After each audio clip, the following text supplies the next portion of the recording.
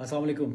अच्छा, भाई ने ये ईमेल मार्केटिंग के हवाले से क्वेश्चन पूछा है। तो अगर आप एज अ स्टार्ट ले रहे हैं इस फील्ड को और आप कोल्ड ईमेल मार्केटिंग करना चाहते हैं वाकई में, तो मैं आपसे रिक्वेस्ट ये करूँगा कि किसी टूल की तरफ ना जाएं, किसी डोमेन की तरफ ना जाएं। अपनी जीमेल आईडी का यूज़ करें और उसमें अपनी ऑफरिंग्स दें। डेली अगर आप 20 ईमेल्स भी भेजते हैं ना, तो अच्छा खासा आप महीने में जो है वो ईमेल मार्केटिंग करते हैं। गो कि यहाँ पर रिस्पांस रेट बहुत कम होगा शुरू में, लेकिन आपको इससे कहीं ना कहीं फ़ायदा ज़रूर मिलेगा। ठीक है, किसी टूल की तरफ जाएंगे तो वो आपको और भी, आजकल आपको पता है कि वो ईमेल वैलिडेशन करनी पड़ती है, उसके बाद फिर आपको बल्क में ईमेल्स भेजने पड़ते हैं, और उसके बाद वो जो टूल है वो भी आपको ख़रीदना पड़ता है।